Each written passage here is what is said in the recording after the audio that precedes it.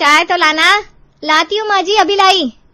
पूजा की थाली एक तरफ रखकर वृंदा रसोई में चाय चढ़ाने जाती है, जहाँ पूजा पहले ही नाश्ते की तैयारी कर रही थी। शुगर है माँ जी को, और उसके बाद भी उन्हें 3-3 कप चाय चाहिए, वो भी चीनी वाली। ऐसे कैसे चलेगा भाभी? चाय दी थी मैंने मम्मी जी को, आप बाहर जाकर कह दीजिए मम्मी जी चाय पत्ती खत्म हो गई है। किसी ने सही कहा है, बुढ़ापे में लोग ना बच्चों की तरह बर्ताव करने लगते हैं। मैं जाकर माँ जी से बात करती हूँ, फिर आकर रोटियां बना दूंगी।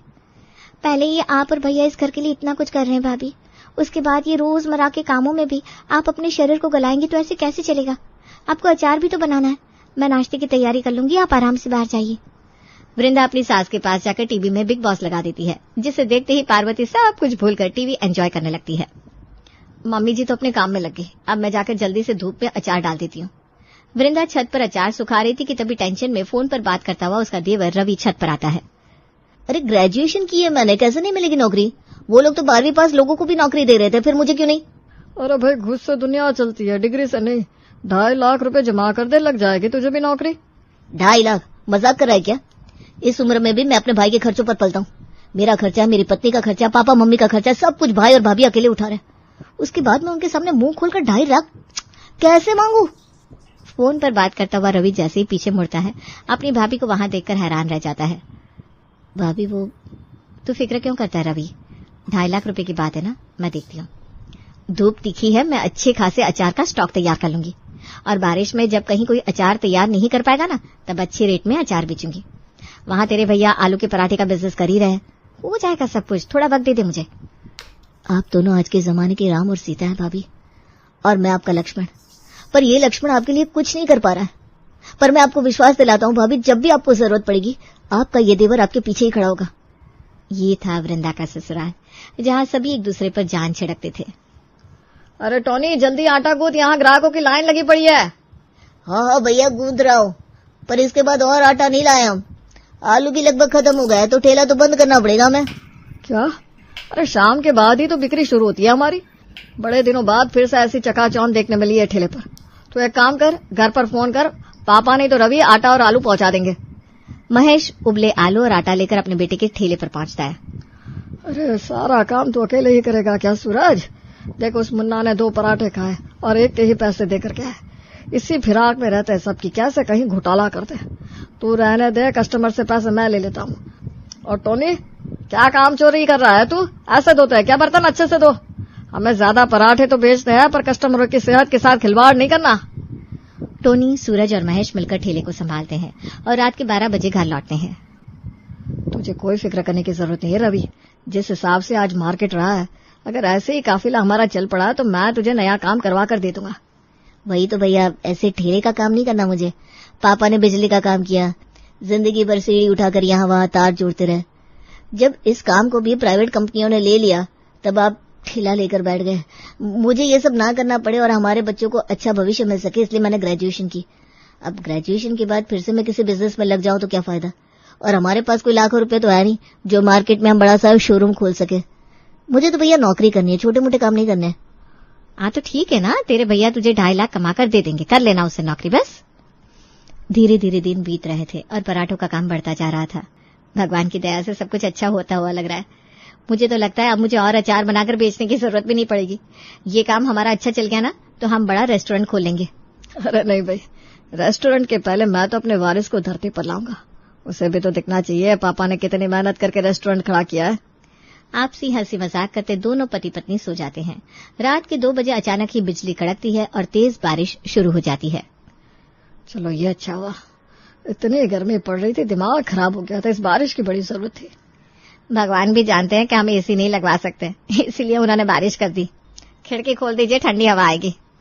हाँ, देखा मैं कहती थी ना, इतना नेगेटिव मत हुआ करो, सब अच्छा ही होगा। बिजली गई तो बारिश आ गई। पता नहीं मेरे जीवन में कब बारिश आएगी। भैया का काम बहुत अच्छा चल रहा है और भाभी भी तुम्हारे लिए पैसे जमा कर रही है। देखना, ये नौकरी तुम्हें ही लगेगी। जल्द से जल्द हम 2.5 लाख रुपए ऑफिस वालों को दे देंगे। पर ये मीठी बारिश सभी के लिए दुख का कारण बन जाएगी, ये वृंदा के परिवार वालों ने नहीं सोचा था। अगली सुबह, ये तो हद हो गई भाई, रात को शुरू हुई बारिश अभी तक रुकी नहीं। बारिश रुकेगी नहीं तो मैं रेडी कैसे लगाऊंगा? वो बड़ी वाली छतरी तो छत पर रखी हुई है भैया, वो लगाकर हम पराठे बेच ही सकते हैं। मैं आलू उबाल देती हूँ और आटा यहीं से गूंद कर दे देती हूँ, वहां आपको दिक्कत नहीं होगी। वो तो ठीक है, पर कल तूने छत से अचार उतारे थे कि नहीं बहू? अपनी सास की ये बात सुनते ही वृंदा के चेहरे का रंग उड़ जाता है। 3 बरनी अचार तैयार करके छत पर ही रख दिया था मैंने माँ जी।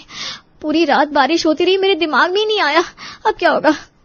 सबको हिम्मत बांधने वाली वृंदा टूट जाती है और वहीं बैठकर फूट फूट कर रोने लगती है। अरे भाभी, आप क्यों फिक्र कर रही है? और ऐसे भी अब आपको ये सब करने की जरूरत नहीं है। आपका देवर जल्दी ही नौकरी पकड़ने वाला है। जो हुआ सो हुआ, अब रोकर क्या ही करोगे आप? अरे पूजा, तू यहाँ क्या खड़ी है? जा रसोई में जाकर नींबू पानी बना कर ला अपनी भाभी के लिए। पूरा परिवार वृंदा को संभालने में लग जाता है, पर फिर भी वृंदा चुप नहीं होती। अच्छा, मैं समझ गया। तेरा फेवरेट टीवी सीरियल चालू हो गया ना, और तुम देख नहीं पा रही हो, इसलिए रो रही हो ना। रुको, अभी टीवी लगाता हूँ, अपनी बीवी का दिल बहलाने के लिए कुछ भी। सूरज टीवी चालू करता है। मौसम विभाग से चेतावनी, लगातार 7 दिनों तक बारिश होने की आशंका, सरकार ने किया रेड अलर्ट जारी। सब खत्म हो गया सूरज जी, सब खत्म हो गया। मैंने सोचा था कटहल का अचार डालूंगी, इसलिए इस गर्मी में कमाए सारे पैसों का इस्तेमाल मैंने कटहल खरीदने में कर दिया, और इस कटहल को कोल्ड स्टोरेज में रखवा भी दिया, जिसके महीने के 5,000 रुपया अलग से लग रहे। अब क्या होगा? ऐसी ही बारिश होती रही तो कटहल का अचार नहीं बन पाएगा। हिम्मत रख बहू, ऐसे हिम्मत हारने से कुछ नहीं होता, सोचते हम कुछ। इतनी भारी बारिश में भी सूरज अपना ठेला लेकर आलू के पराठे बेचने निकल पड़ता है। कार के अंदर से एक आदमी कहता है, अरे भैया, ऐसी बारिश हो रही है, कुछ देर में बाढ़ आ जाएगी। ऐसे में कौन खाएगा तुम्हारा पराठा? दुकान बंद करो और अपनी जान बचाकर घर भागो। घर भाग गए तो खाएंगे क्या साहब? आप तो बाबू भैया गाड़ी में बैठे हैं, आप चाहे तो आलू के पराठे का लुत्फ उठा सकते हैं। ऐसी हालत में तुम्हें देखकर अच्छा नहीं लग रहा मुझे। वैसे तो मैं पराठा वगैरह नहीं खाता, पर तुम 2 पराठे पैक कर दो। और 6 घंटे में 2 पराठे बेचकर सूरज वापस घर लौट आता है। वो जगह जहां एक रात पहले चकाचौंध थी, वो भीड़ जो ठेले के सामने पिछली रात थी, अचानक ही गायब हो चुकी थी। पर सूरज अपने चेहरे पर इस दर्द को लाने नहीं देता, क्योंकि उसका परिवार उसके भरोसे ही तो था। दिन बीतते जा रहे थे और बारिश रुकने का नाम नहीं ले रही थी। ऐसे में एक सुबह छतरी लिए रवि घर आता है। कोई सब्जी नहीं है बाजार में। बारिश के कारण खेती पर बहुत बुरा असर पड़ा है। ये बिन मौसम की बारिश न जाने कितनों का काम छीन लेगी। इंटरव्यू भी नहीं ले रहे ऐसे में लोग। ये आप थैली में क्या लाए? चने की सब्जी बना लो, अब तो ऐसे ही काम चलाना पड़ेगा। आलू भी नहीं थे क्या बाजार में? इस बारिश के कारण आलू की खेती को तो सबसे ज्यादा नुकसान हुआ है भैया। बारिश में जो आलू है उसके दाम पहले से 4 गुना हो गया। अब उस दाम पर तो हम आलू खरीद नहीं सकते। वृंदा के ससुराल में कमाई का 2 ही स्रोत था, एक उसका अचार, दूसरा उसके पति के पराठे, और बारिश के कारण दोनों ही बड़े नुकसान में चल रहे थे। इतनी जल्दी हार नहीं मानने वाली मैं, कुछ तो करना पड़ेगा। गुरुजी के कीर्तन में कई औरतें आती है, वहीं कोई बात चलानी होगी। और शाम को जब अपनी सास को कीर्तन के लिए वृंदा लेकर जाती है तो वहीं बैठ जाती है और सभी के बीच की बातचीत सुनने लगती है। हाँ, नहीं तो क्या, ये बारिश क्या पड़ गई। हर रोज बच्चों को तला भुना खाना चाहिए, कभी पकोड़े कभी फ्रेंच फ्राइज। मेरे घर पर भी यही चल रहा है सुषमा। मेरे काम वाली ने तो 10,000 की जगह 15,000 मांगे हैं। बनाती क्या है? घूम फिर कर वही आलू दम और फ्राइड राइस, और फ्राइड राइस में चाइनीज नमक डाल देती है। पता है ना उससे दिल पर कितना बुरा असर पड़ता है। मेरे घर पर तो ये उष्टंडे ही नहीं है। मेरी बहू तो कटहल, बैंगन, तौरी, कद्दू ऐसा ही खाना बनाती है और सभी को खिलाती है, और यही खाना चाहिए। और अभी इस बार तो कटहल की पैदावार इतनी अच्छी हुई है कि क्या कहना है। सभी के लिए आलू बनाना आसान होता है तो सब वही बनाकर रख देते। पर मेरी बहू एक न्यूट्रिशनिस्ट है, वो मुझे बताती है कि मम्मी कटहल के बहुत फायदे होते हैं, शरीर की 10 बीमारियों को तो ऐसे खत्म कर देता है। अरे हाँ, कटहल के बारे में तो मैंने सोचा ही नहीं था। इतनी सारी कटहल मंगाकर रखी है मैंने कोल्ड स्टोरेज में। अब वक्त आ गया है उन कटहल को इस्तेमाल करने का। अगली सुबह पूजा के साथ अपने मन की ये बात वृंदा शेयर करती है।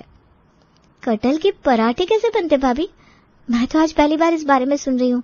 क्या लोग इसे पसंद करेंगे? अरे पर और कोई चारा भी तो नहीं है हमारे पास। ऐसी बारिश में ना तो मैं अचार बना सकती हूँ ना सुखा सकती हूँ। आलू के दाम 4 गुना हो चुके हैं, तो तुम्हारे भैया आलू के पराठे भी बनाकर नहीं बेच सकते। ऐसे में कमाई का कोई स्रोत ही नहीं है, तो हम कोई नया बिजनेस भी नहीं कर सकते। फिलहाल तो मेरे पास वो कटहल ही है जिस पर पहले ही पैसे लग चुके हैं। अब ये कटहल ही हमारी मदद करेंगे पूजा। जो हिम्मत नहीं हारते उसकी तो भगवान भी मदद करते भाभी। इस मुहिम में मैं भी आपके साथ हूँ। और मेरा आशीर्वाद तो हमेशा तेरे साथ है बहू। सूरज चढ़ाता है कुकर में कटहल, नमक, हल्दी डालकर और 2-3 सीटी आने तक उसे छोड़ देता है। यहाँ दूसरी तरफ पूजा आटा गूंदना शुरू करती है। ऐसे नहीं, इस आटे में थोड़ा तेल और नमक भी डालो पूजा, इससे आटा और सॉफ्ट बनेगा, है ना भाभी? बिल्कुल देवर जी, बिल्कुल सही कह रहे हैं आप। कढ़ाई में थोड़ा तेल गरम करके जीरा, प्याज, अदरक लहसुन का पेस्ट, हरी मिर्च डालकर वृंदा भूनना शुरू करती है। ये कटहल को तो 3 सीटियां लग गई, मैं इसका गुदा निकाल लेता हूँ। सूरज कटहल के गुद्दे को अच्छे से मैश कर लेता है और वृंदा के बनाए मसाले में मिला देता है। फिर हल्दी, लाल मिर्च, गरम मसाला, नमक और अमचूर डालकर अच्छे से वृंदा उसे तब तक भूनती है जब तक मसाले मिलकर सूख ना जाए। सब कुछ तैयार है, अब मैं जल्दी से पराठे बेलकर उसमें भरावन भर देता हूँ। और मैं धनिया की चटनी बना देती हूँ भैया। अच्छे से घी लगाकर सूरज पराठे बनाता है और रवि फटाफट पराठों को एक बैग में भर लेता है। मंदिर के बाहर तो न जाने कितने लोगों का पेट भरता है, भगवान तो मंदिर के अंदर हमारा ही पेट भर देंगे। एक बार ये मुफ्त के सैंपल हम कीर्तन में आ रहे लोगों को खिला दे, मुझे पूरा विश्वास है हमें ऑर्डर मिलने लगेगा। क्यों भैया? बिल्कुल रवि, सब कुछ अच्छा ही होगा। पार्वती, रवि और वृंदा मिलकर सत्संग में जाते हैं और आई हुई सभी औरतों को मुफ्त में कटहल के पराठे खिलाते हैं। इसमें तूने कटहल डाला है बहू? मैं नहीं मान सकती, मुझे तो लगा एवोकाडो है। मुझे तो पनीर सा स्वाद आया, लहसुन भी डाला है पर कटहल कहाँ था? पराठा कटहल का ही बना हुआ है आंटी जी, पर स्वाद में पता नहीं चलेगा, क्योंकि पता चल ही गया तो कोई बच्चा कटहल का पराठा नहीं खाना चाहेगा। वो पिछली बार आंटी जी कह रही थी ना, तोरी, टिंडे, कटहल ये सब सेहत के लिए बड़े अच्छे होते हैं, और सच में कटहल से अच्छा तो कुछ हो ही नहीं सकता। पर हम जिंदगी में इसका इस्तेमाल ही नहीं कर पाते, क्योंकि बनाने में वक्त लगता है और मेहनत की बात जो है। अब इस कटहल के पराठे, पकौड़े और सब्जी सब कुछ आपको हमारे यहाँ मिल सकते हैं, वो भी मुफ्त में होम डिलीवरी। भाभी बिल्कुल सही कह रही है आंटी जी, और ये होम डिलीवरी मैं करूंगा। जिसको जो भी ऑर्डर लिखवाना है मुझे अपना नंबर दे दीजिए। और 50 के ऊपर की औरतों को हमारी तरफ से 10% डिस्काउंट। ये तो तूने ठगी कर दी पार्वती। ऐसे तो यहाँ सभी अपना उम्र कम बताती थी, पर अब सबको राज खोलना ही पड़ेगा अगर डिस्काउंट चाहिए तो। मुझे ऐसे पराठे के साथ दही देना बहू। लहसुन की चटनी, धनिया की चटनी मुझे जरा जमती नहीं है। पहले ही दिन 60 पराठों का ऑर्डर लेकर रवि, वृंदा और पार्वती घर वापस लौटते हैं। 60? सच में तुम झूठ तो नहीं बोल रही हो ना वृंदा? बिल्कुल नहीं भैया, 60 पराठे का ऑर्डर है, इसमें से 20 तो सुबह के 8 बजे ही पहुंचाने होंगे, बाकी डिनर और शाम के वक्त। काम पर लगना पड़ेगा भैया, और चटनी में भी थोड़ा वेरिएशन ट्राई करना होगा। सभी को धनिया की चटनी जमती नहीं है, मैं सोच रहा हूँ एक मीठी चटनी भी रख देते हैं।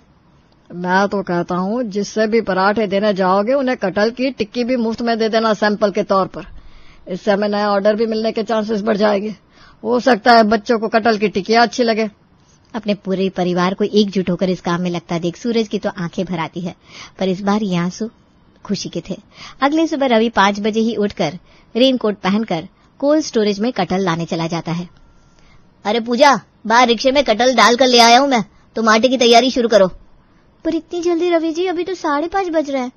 अरे सिर्फ कटहल के पराठे नहीं बनाने, हमें सुबह का नाश्ता भी तो तैयार करना है, फिर बर्तन भी धोने पड़े हुए हैं, झाड़ू पोछा, बहुत काम है। कहीं ऐसा ना हो कि घर के काम में पराठे बनाने में देरी हो जाए। ऊपर से बारिश भी इतनी है, वक्त के पहले ही डिलीवरी के लिए निकलना होगा। पहले ही दिन अगर हम डिलीवरी लेट करेंगे तो कस्टमर का हम पर से विश्वास उठ जाएगा। पूजा और रवि मिलकर लगभग सारी तैयारी कर लेते हैं। कुछ देर बाद सूरज और वृंदा रसोई में आते हैं। आप फिक्र मत कीजिए भाभी, कल आपने किस तरह भरावन तैयार किया था मैंने अच्छे से देख लिया था, सब कुछ तैयार हो गया है। जब तक भैया पराठे बनाएंगे तब तक मैं सभी का नाश्ता तैयार कर लूंगी। सच में तो ये साबित कर देती है कि तू मेरी देवरानी नहीं, छोटी बहन है। और कुछ इस तरह तैयार होती है वृंदा की पहली ऑफिशियल डिलीवरी। आप फिक्र मत कीजिए भैया, मैं अच्छे से डिलीवरी करके लाऊंगा। वहां रवि डिलीवरी करने निकल जाता है तो वृंदा घर के कामों में लग जाती है। दोपहर के 2 बजे फिर से सभी दूसरा स्टॉक बनाने में लग जाते हैं।